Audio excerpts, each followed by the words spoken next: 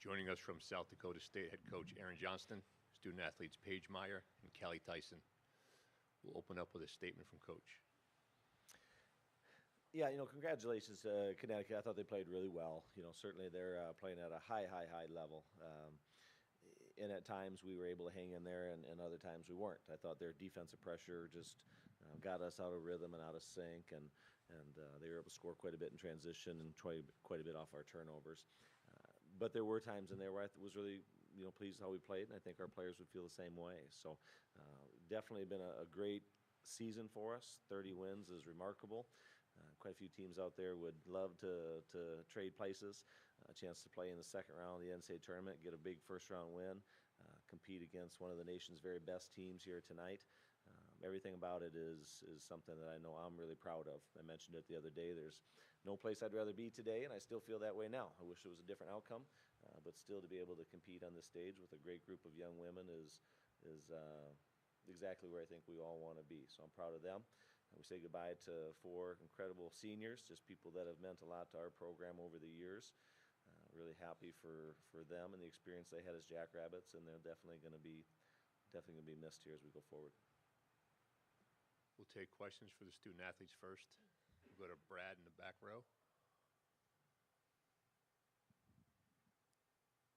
Hi, ladies.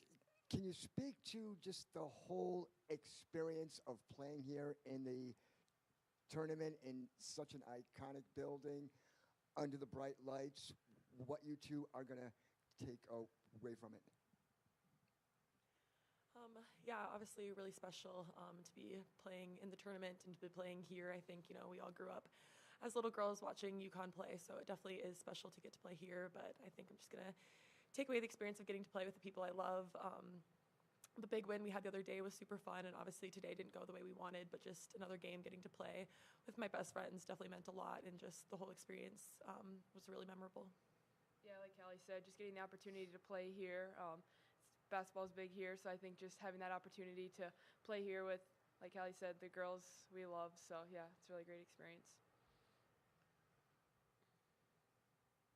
We'll go second row. Matt? Paige, you guys got off to a pretty good start. How did you feel about how you came out ready to play, and then how did it kind of start to get away from you? Yeah, I think, we came out with a good start. I think their pressure kind of got to us that second quarter, just some turnovers, too, that kind of led to some easy baskets for them. But, yeah, they're, a really great team. Wish could have done some things a little differently, but still proud of the effort that the team had out there. Questions for the student athletes? Third row, right. Parker Brown, Dakota News Now. This one's for both of you. When you guys were leaving the floor, I mean, you guys hugging each other on the sideline, what was that moment like for you, and how much do your teammates mean to you as well? Yeah, being a Jackrabbit has been the best thing. So, yeah, playing the last game with them kind of all sunk in there. So I just love this group so much. It's been a really special year, and I'm just really going to miss being a Jackrabbit.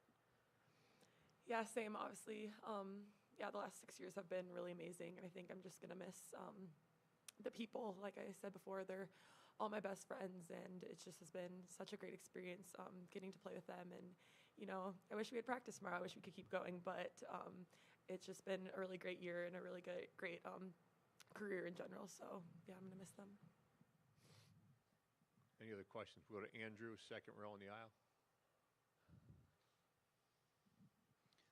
Andrew Holton, Bergen's Register. Callie, just what was it like inside tonight, with how big and physical they were down low?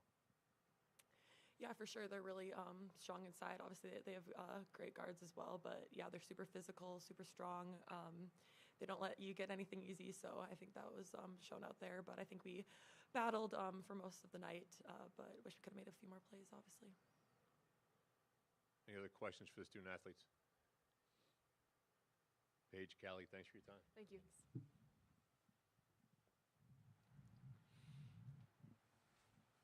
We'll take questions for Coach. Andrew? Aaron, you got off to a good start, like Matt said, and then second quarter, just what did you see where I think they went on a 16-2 run there and kind of pulled away? Yeah, I just think their defensive pressure just wears on you.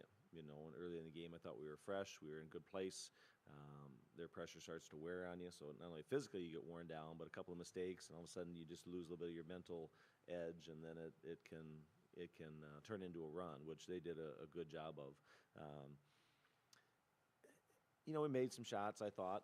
We shot the ball actually pretty well from the field. It was just turnovers and points off of turnovers. I just think we've got to find a way to be able to handle that kind of pressure better when you play teams like that. But to their credit, they don't make it easy. It's not like there's just a simple way out of that. It's constant.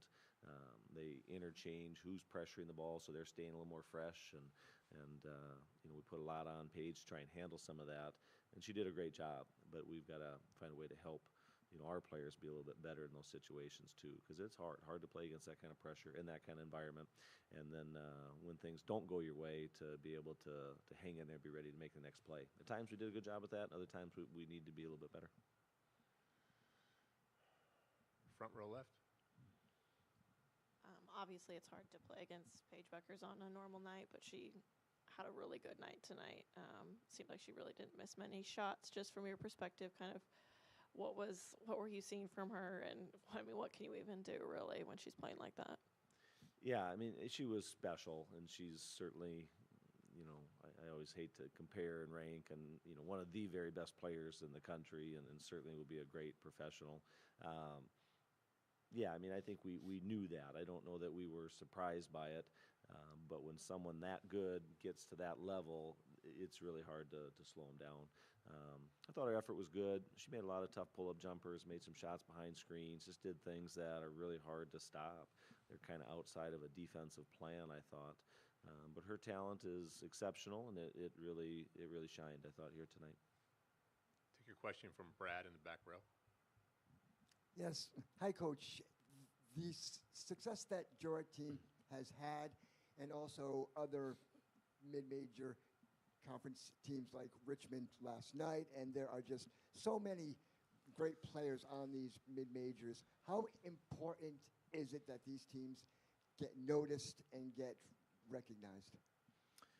Well, I think it's important from my perspective, obviously being at one of those institutions. I think it's important that all good teams and all good players get recognized. There were a lot of years that women's basketball was really carried or elevated by a couple programs, and rightfully so. That's the way it was. And now it's gotten to be a little bit bigger and bigger and bigger, and now you're seeing a lot of really exceptional programs and some mid-major programs that are very capable of competing in Power 4 conferences.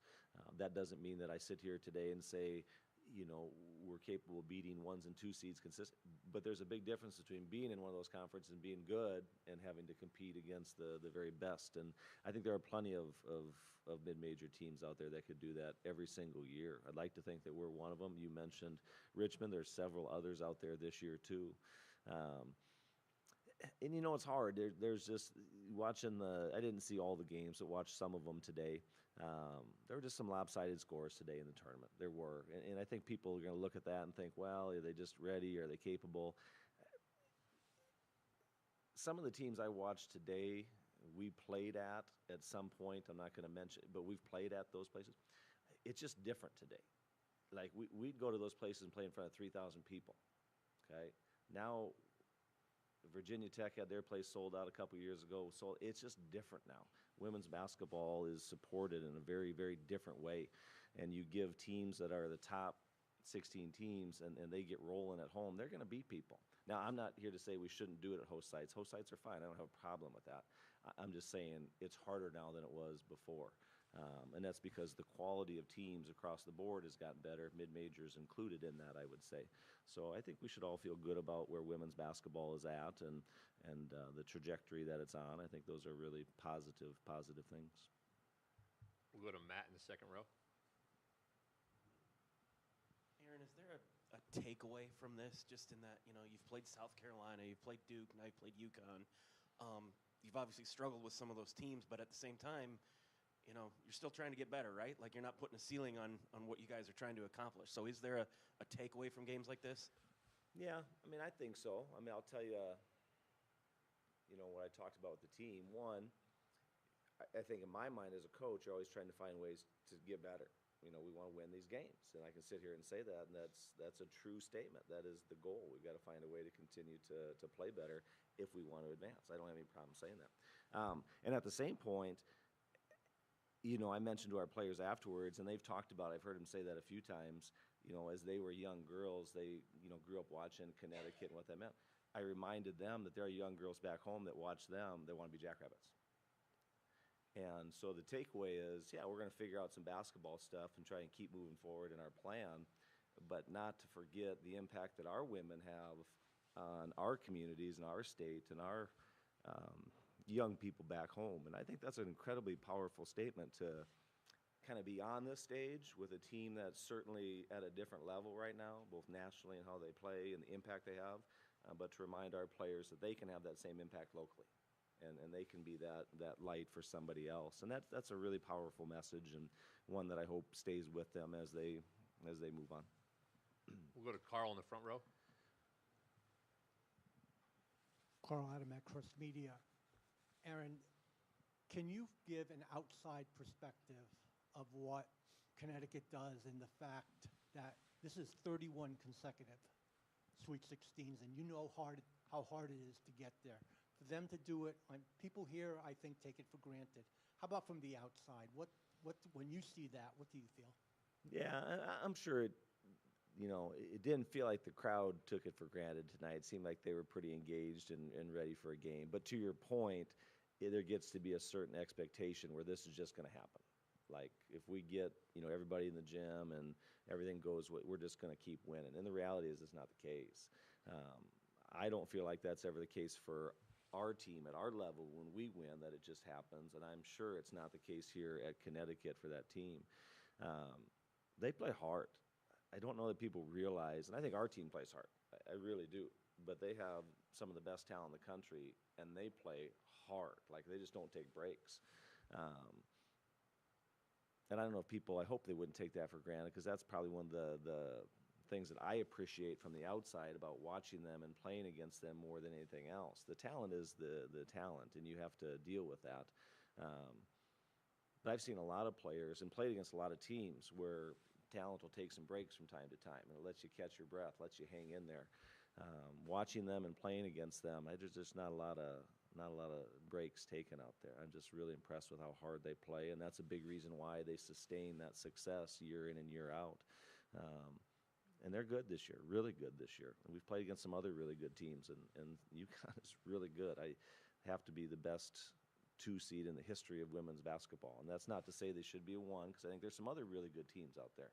But that speaks again to just how good I think women's basketball is getting. There's just a lot of really good teams out there. And what separates the ones that do it every single year is just how committed and driven they are, and that team certainly is. We'll go to Andrew in the second row.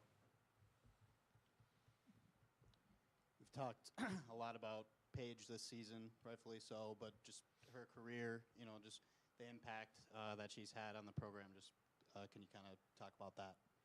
Yeah, I've mentioned this before, but, if you look at our senior class, and I never have looked it up, it's just not how I kind of think about it, but their list of accomplishments has been remarkable, and Paige is certainly a big part of that. Now, she's been here 4 years, Callie 6 years, Maddie and Mesa 5 years, but Paige stepped on campus as a freshman and was a starter for us really day one, and has been a huge part of our team as a player, as a leader in our community. She's just been, focal point. And that's always, fun and exciting for people to see on the outside. But there's just a lot of weight and pressure that goes with that, too. I don't know if everybody always understands that, the expectations that Paige probably has for herself, as we do, and to be able to handle those things as well as she has. She's been a part of a lot of wins for us, postseason, regular season. She's just a wonderful, wonderful young person, and we're going to miss her a lot in a lot of ways as a Jackrabbit. But we're excited to see what she does. She's got basketball in her mind here in the future. I think she's got, like the idea of maybe being in coaching too, so it'll be fun to just kind of see where she takes basketball after this too. And we are out of time. Coach, thank you so much. Okay, thanks.